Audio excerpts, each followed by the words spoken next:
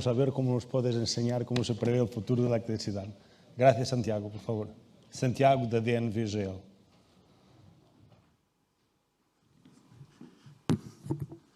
Ok, quanto expectativa, não sei se eu vou poder responder isso, estou mais na linha do documentário do Rafael, mas, primeiramente, muito obrigado pela oportunidade.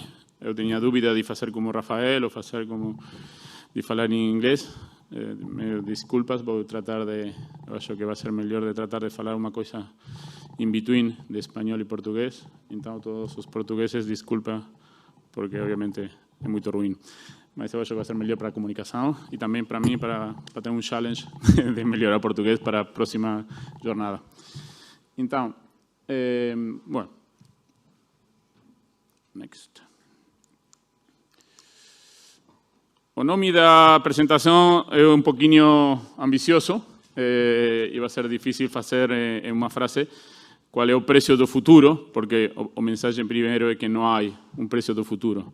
Há cenários, há situações, há tendências, e o que eu vou tratar mais que de falar um preço do futuro é de explicar quais são as tendências, os riscos e as situações relevantes que vemos para o futuro.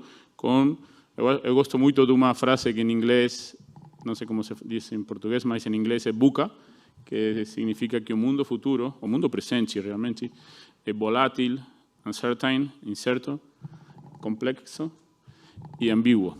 E esse é o mundo onde nos movemos nas todas as áreas da vida e eu acho que para todos aqueles que trabalhamos em energia, bem-vindos a VUCA. Não? O mundo aquele que falava de feed-in tariff, que tinha, eu, por exemplo, veia agora uma apresentação que quando falava do preço, dizia tarifa.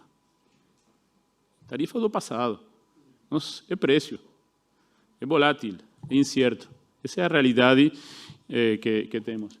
Então, quando falamos de DNVGL, e somente um minutinho para falar de nós, a nossa especialidade maior é apoiar as empresas com conhecimento técnico e tecnológico e com uma forte independência e credibilidade no mercado para gerenciar os riscos.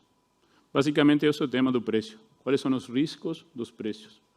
Claramente, hoje temos uma situação, do ponto de vista das renováveis, se se me permite, em Espanha e Portugal, ótima. Ótima. O problema não é o presente, o problema é o futuro.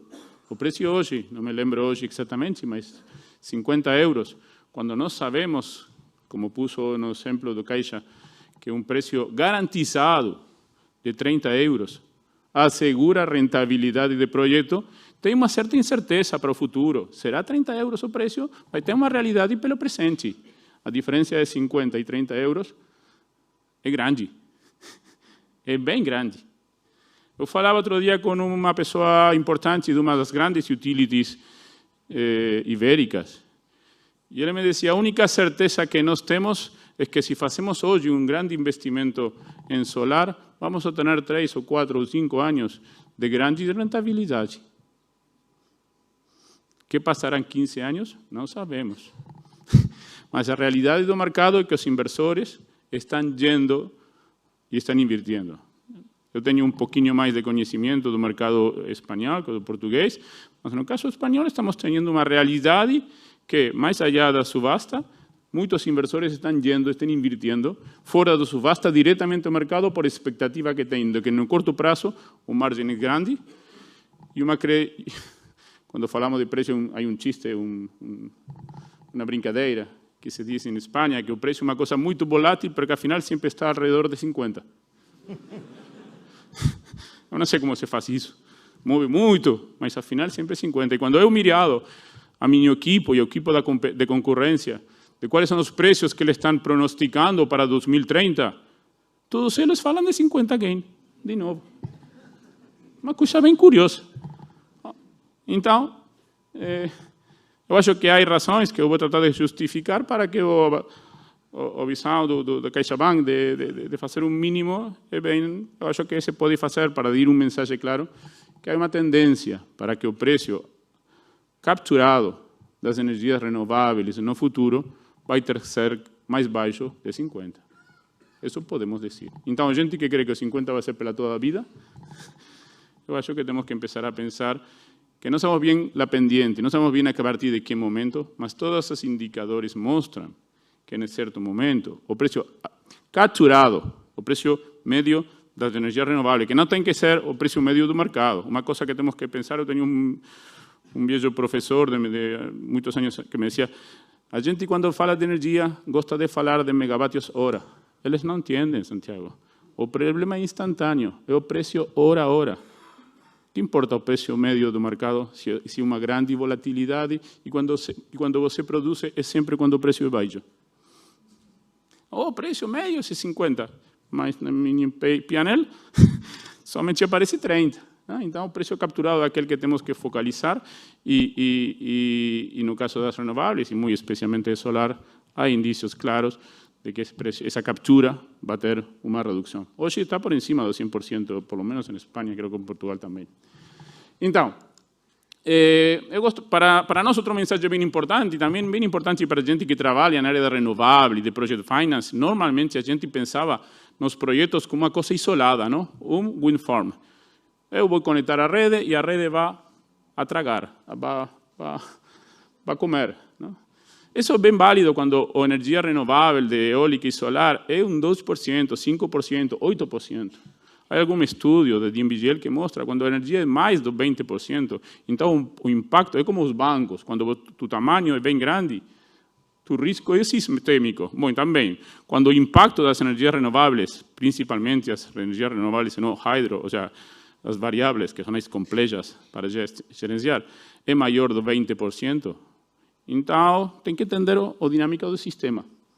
Sim? Então, para nós, o importante é ter uma visão do sistema. Portugal, com Espanha, é claramente um dos sistemas, claramente, se conhecemos um pouquinho isolado, é talvez o sistema com a penetração de renováveis mais grande do mundo.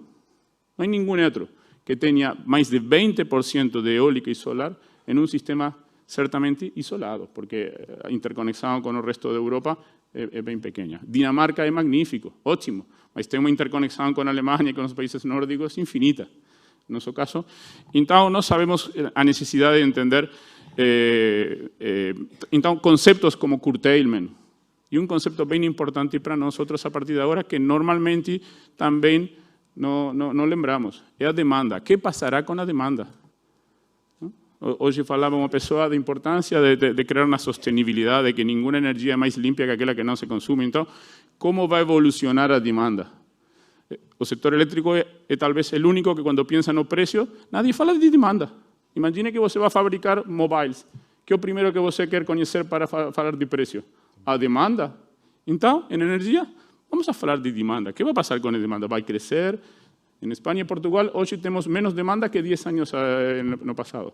E não há nenhuma indicação de que a demanda, exceto nos planes, que os planes sempre são optimistas, não? Porque para isso são planes. Não? Mas, na realidade, a demanda vai crescer ou não vai crescer? Então, para nós, uma ferramenta bem importante é o Energy Transition Outlook. É um documento interno, de desenvolvimento interno, mas público, todos vocês podem ter acesso. Inclusive, para nós é importante, se alguma empresa quer conhecer com mais detalhe, vamos e organizamos e explicamos. E toda a informação também está disponível, não somente o report, também o Big Data, ou todos os detalhes, que é um documento de uma visão para o ano 2050, mas também tem visões intermédias para o ano 2030, e que é global, mas também tem 10 visões regionais. Obviamente, uma delas é Europa.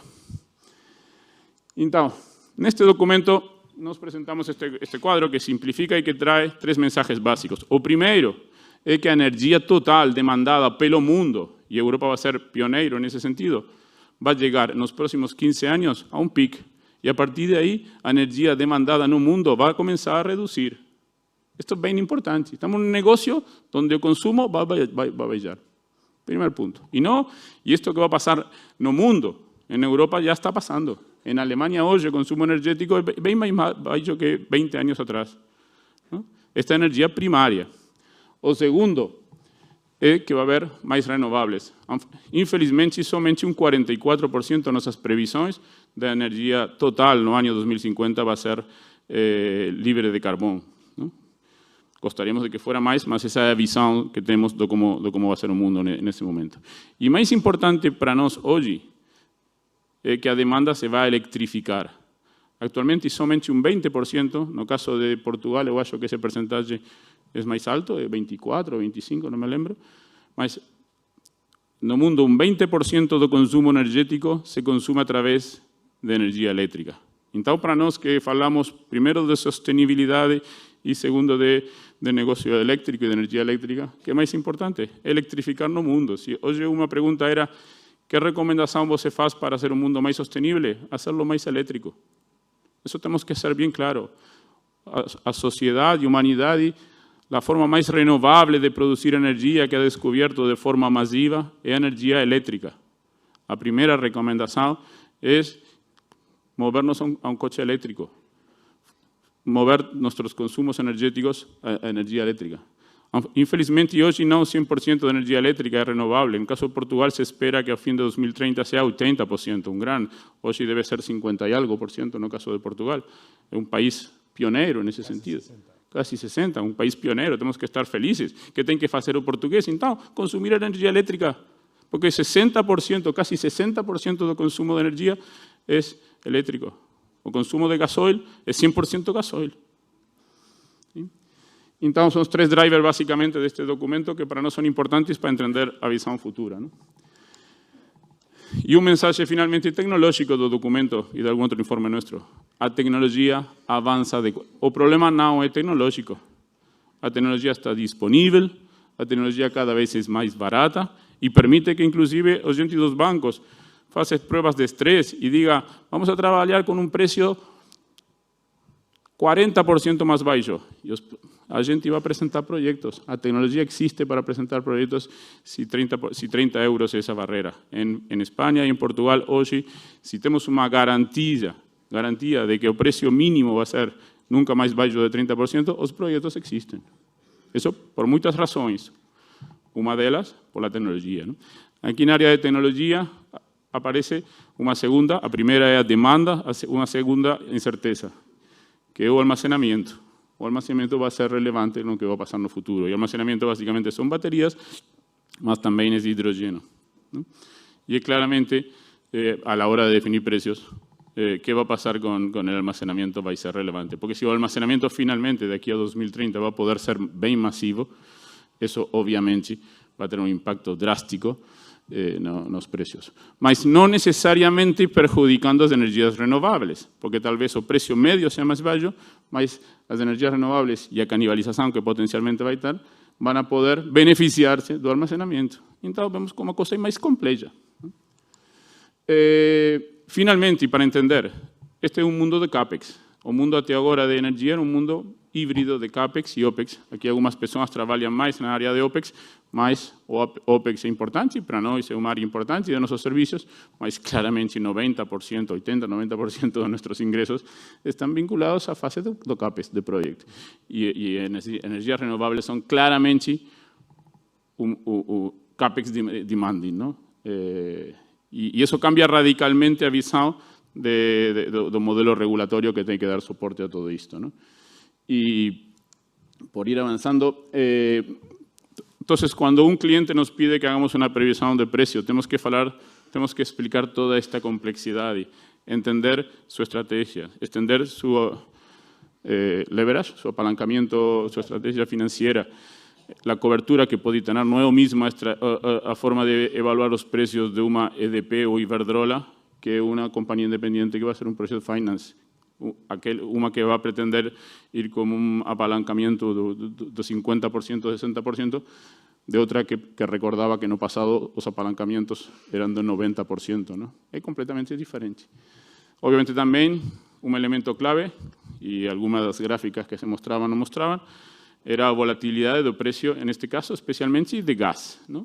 Que claramente qualquer estudo de mercado mostra por estructura de los precios marginales, que escenarios que se manejen en el futuro de precios de petróleo y gas, más muy especialmente de gas, va a ser relevante. Aquí nós también tenemos una división un poquito diferente de otros y creemos que en el mundo, para los que no son expertos en los temas de gas, hay como 3 mercados absolutamente. Hablar de precios de gas en el mundo es una cosa no muy cierta, porque el precio de gas en Estados Unidos es a mitad de que el precio de gas en Europa, y el precio de gas en la China o en Japón es el doble que en Europa y el triple que...